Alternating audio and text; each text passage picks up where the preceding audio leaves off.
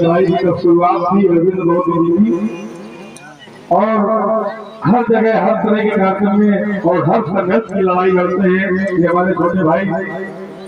और पुनः आज इस सामत ग्राम रेउना में अपना मूल समय दिया है, इसके लिए मैं उनको और उनके सभी जो भी साथी आए हैं उनके एक बार मेरी ओर से हार्दिक स्वागत वंदना करता हूँ।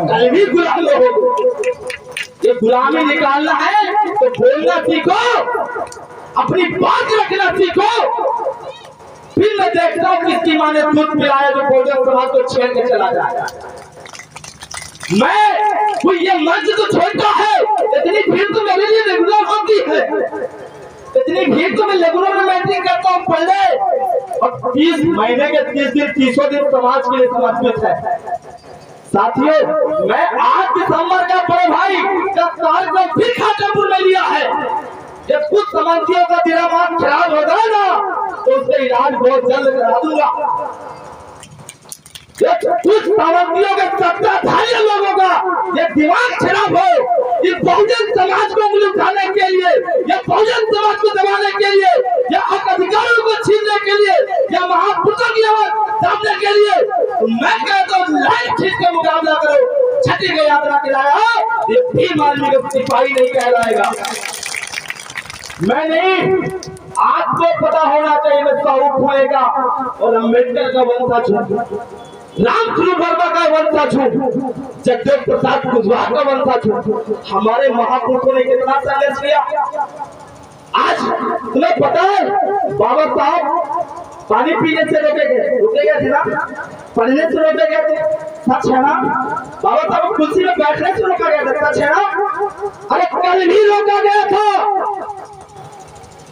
पहले भी रोका गया, कल भी रोका गया, आज भी रोका जा रहा है और हमेशा रोका जाएगा। इस लड़ाई को लड़ना तो मजबूती से लड़ो। ये तो ठीक है, अभी ऐसे गांव में चलो। आज भी जो हम लोग बैठते हैं गर्व से कहते चमार भांगी रुमाल में चौथे में बैठने नहीं देते, चौथे में बैठने नहीं देते।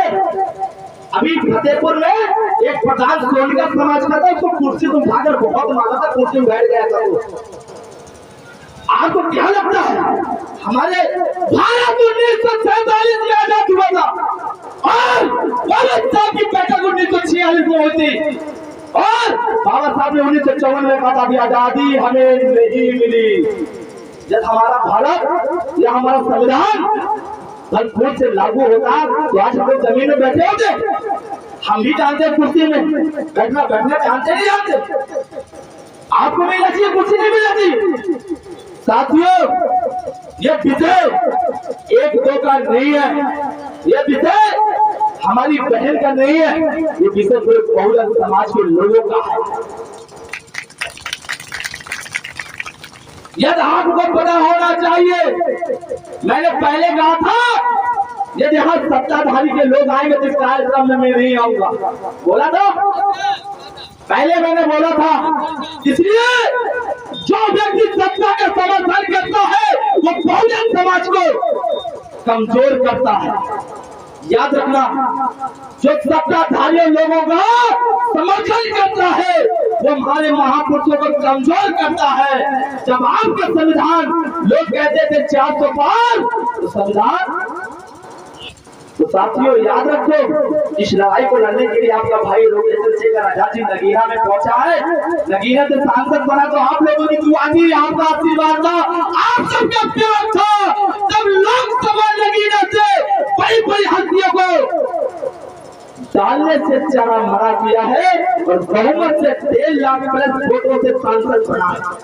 वो आपका बेटा, आपका भाई, आपका माता था। वो ये न सोचिए कोई विधायक है, मेरा मंत्री है, उससे मिलने आप बता देना। जब आप लोग यहाँ भी कहते तो भाई को मैं यहाँ भी लाता, आप लोगों ने बताया नहीं। एक बार मान करते कि धरती में भाई को न उतारता तो घाटा मुझे चैन भी न कहलाता।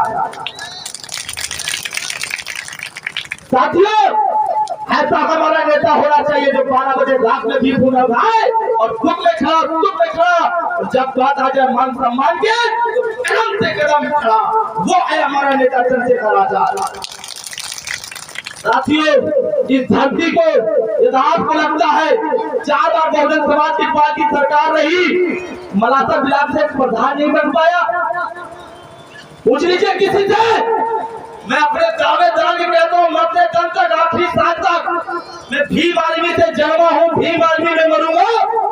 यदि आप सब लोगों ने साथ दिया, प्यार दिया, तो मैं जरूरी नहीं है मुझे कुर्सी मिल जाए, जरूरी है जो गांव क्षेत्र में बाल्मीकि, भंगी, डुमार, मेहतर, जमादार, चमार, कोरी, पाती जो आज भी बराबर बैठ नहीं पाते, पानी नहीं भर पाते, इसकी लड़ाई हमें मजबूती से लड़ना होगा। तुमको क्या लगता है इस कार्य का भी कर लिया और दिखावा कर लिया, इससे भरा हो जाएगा? जितना बहन की बोलेंगे इसको स्वीकार करो और पुनः गांव क्षेत्र में जाकर बराबरी का अधिकार दो। हर एक को बराबर का अधिकार देना चाहिए, चाहे बाल्मीकि हो, भंगी हो, डुमार हो, मेहतर हो, जमादार हो, कुम्हार हो, पाती हो, लोहार हो, चमार हो, कोरी हो, कुर्मी हो, धोबी हो, पाती हो, यादव हो, SC, ST, OBC, दलित और मुस्लिम भाइयों को एक साथ रखो। हमारा भाई मुस्लिम है जो बाबा साहब को पढ़ने के लिए मुस्लिम समाज के लोगों ने जगह और जमीन पैसा देने का काम किया था। साथियों, याद रखना पड़ेगा, आज माता सावित्री बाई फुले फातिमा शेख ने उनको संघर्ष करने के लिए आगे भेजा था। हर एक समाज का जन्म है, धोबी समाज से सतकार्य महाराज जी ने संघर्ष किया और हमारे धोबी समाज के बीच में सत्यम दिवाकर जी खड़े हो जाइए। हर एक समाज का हर एक क्रांतिकारी लड़का भी बनना चाहिए, एक जात से नहीं चलेगा। साथियों, बाबा साहब किसी एक जात के नहीं थे, बाबा साहब तो महान जाति के थे, बाबा साहब तो सबके लिए थे, एक के लिए नहीं थे। बाबा साहब सबके लिए थे, सबका समानता के लिए थे, सबको अधिकारों के लिए थे। क्या मेरी बात का छोटे पर तालियां बजा के बता दीजिए। साथियों, आज के बाद एक बात और नोट कर लेना, किसी भी गांव क्षेत्र में 12 बजे, 1 बजे, 2 बजे या 3 हो दोपहर, जब मुसीबत में फंसना तो इस भाई को जरूर याद कर लेना। जब मुसीबत में फंसना तो इस भाई को जरूर याद कर लेना। तुम्हारे लिए चौकी में खड़ा, थाने में भी खड़ा, और कोर्ट में भी खड़ा, सुप्रीम कोर्ट में भी खड़ा, हाई कोर्ट में भी खड़ा सब जगह आएगा। इसलिए ये न सोचना आपका पैसा लगेगा, आपका समय बर्बाद होगा। इस लड़ाई को मजबूती से लड़ूंगा और बहुजन समाज को हक अधिकार की आवाज मजबूती से रखूंगा। आप लोगों ने देखा होगा निवरामारा में प्रशासन ने, दरोगा ने क्या बोला था, उसको मैंने सबक सिखाया था 2 घंटे के अंदर, और घाटापुर में दरोगा जी ने 30,000 की दलाली की थी, आज वो जेल में है। तो साथियों, लड़ना सीखो, अपने हक की बात रखना सीखो। माताएं या बहनें, आप लोग विरोध कर लो, कोई आपको उंगली उठाए या आप दिखाए तो ईंट का जवाब आप लोग पत्थर से देना। आप लोग भाई खड़ा है कदम से कदम मिलाकर, और आप लोग हमारे नौजवान साथी भाइयों को लेना, खड़े होकर मजबूती से लड़ना। पहले तो हाथ जोड़ लेना, माफी मांग लेना, और जब ना माने तो उसका इलाज ऐसा करना जैसे कानून प्रशासन करता है, और जब ना कर पाना तो हमें बुला लेना, हम बताएंगे कैसे उसका इलाज किया जाता है। तो साथियों, आप सब लोगों ने मेरी बात को सुना और समझा, मेरी बात को समझ में आई, आपको समझ में आई? क्या इस क्षेत्र में डॉक्टर चंद्रशेखर आजाद जी को लाना चाहिए, नहीं लाना चाहिए? कितने लोगों को सहमत है? सहमत है? 8 दिसंबर को घाटापुर की धरती में वीरपुर गांव में आ रहे हैं, कितने लोग आएंगे? सब लोग आओगे? सब लोग आओगे?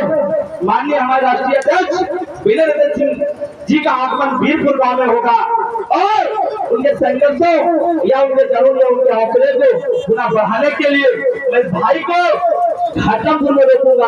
जो भी व्यक्ति मिलना चाहेगा समय से सबको मिलाया जाएगा।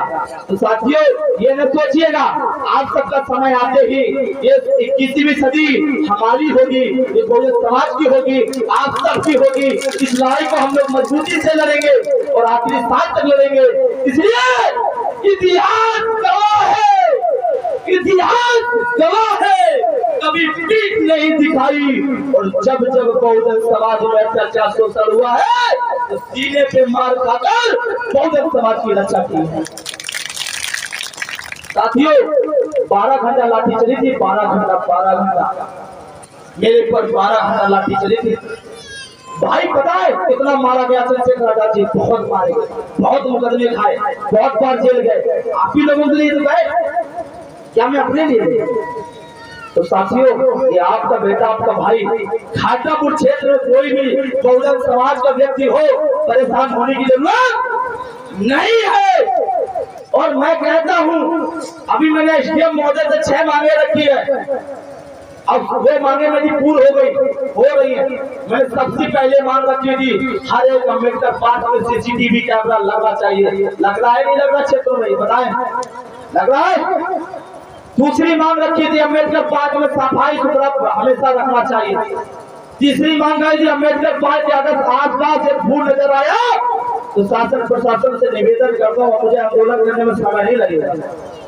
तो साथियों मैंने 6 मांगे रखी थी, सब लोगों ने पढ़ा भी होगा, देखा भी होगा, अखबार पेपर में आया था। और बहुत जल्द हर एक गाँव बहुजन समाज की समस्या का हल करने के लिए काम ये भीम आदिवासी समाज पार्टी के पदाधिकारी करेंगे। इसलिए साथियों जब तक हम लोग कुर्सी में बैठने वाले ना बने तो कुर्सी को हिलाने वाले तो बनी जाए। कुर्सी में जब हम बैठने वाले नहीं बनेंगे तो कुर्सी को हिलाने वाले बन जाए। और हक को कोई देगा नहीं, हक अधिकार कोई देगा नहीं, छीन के लाना पड़ेगा। अपने हक अधिकारों के लिए लड़ना पड़ेगा, अपने हक अधिकारियों के लिए रक्षा करना पड़ेगा, अपनी माताओं के लिए रक्षा करना पड़ेगा। आप सबके लिए दिन रात में रोडों में भी आना पड़ेगा। साथियों ये मेरी बात को मैं 24 घंटा भी बोलता रहूंगा, तो इसी प्रकार बोलता रहूंगा। मैं अपनी बात को यहीं से समाप्त करूंगा। और इस क्षेत्र में कोई भी कार्यक्रम कराना चाहे, जो भी कराना चाहे, हर एक व्यक्ति को परमिशन मिलेगी। परमिशन लेने गए थे, पहले मैंने फोन किया था, सबसे पहले नंबर फोन किया था नाम। और कोई भी क्षेत्र में कार्यक्रम कराना चाहेगा परमिशन की मेरी जिम्मेदारी रहेगी और धूमधाम से कराना। अपनी बात खुलेआम रखना। परमिशन की बात का अगर बात नहीं रख पा रहे अपनी बात को खुलेआम रखो और चाहो अपने महापुरुषों का दर्द बताओ, कैसे हमारे महापुरुषों ने दिन रात संघर्ष करके हम लोगों को यहाँ बैठा रहा है। तो साथियों आज तो मैं देखने आया हूँ, अभी एक बार बीच में फिर आऊंगा, इसलिए एक बार बीच में फिर आऊंगा। अब मैं अपने टीम के साथ आऊंगा। अभी तो मैं अपने 10-5 लोगों के साथ आया हूँ, अब मैं अपने टीम के साथ आऊंगा। जब आप सबको आशीर्वाद प्यार साथ मिलेगा, इस लड़ाई को गांव तक ही सीमित नहीं रखूंगा, घर घर तक का जाकर इस समाज की लड़ाई लड़ने के लिए मजबूती का काम करूंगा। हर एक घर में जाऊंगा और हर घर से रोटी खाऊंगा, पानी पीऊंगा और आप सबसे आशीर्वाद लेकर यहाँ से लड़ाई इस मिट्टी से पैदा हुआ उसी मिट्टी में मिलूंगा। मगर आप लोग इस मिट्टी को उठाकर लगाकर जब भी निकले घर से इस मिट्टी को अपने शब्द लगा लेना, निकल लेना, तुम्हारी जीत पक्की होगी। इसलिए कोई राजा का बेटा नहीं, विधायक मंत्री का बेटा नहीं, कोई अमीर करोड़पति का बेटा नहीं है, ये आप सबका बेटा है। एक गरीब का बेटा है, एक बहुजन समाज का बेटा है, एक किसान मजदूर का बेटा है। सब लोग गरीब समाज के लोग हैं, उनमें से हम भी। कोई हम ऐसे से नहीं आया मोटरसाइकिल से पैदल आ रहे थे, सब लोग मोटरसाइकिल लेकर आए, तो आप सबके साथ आ गया। अभी पता नहीं मैं फतेहपुर प्रयागराज कहाँ तक निकल जाऊँ, रात तक चलता रहूंगा, बनूंगा मुसाफिर और वक्त पड़ेगा तो बहुजन समाज के लिए बनूंगा संघर्षशील और एक क्रांतिकारी। अपनी बात को समाप्त करता हूँ।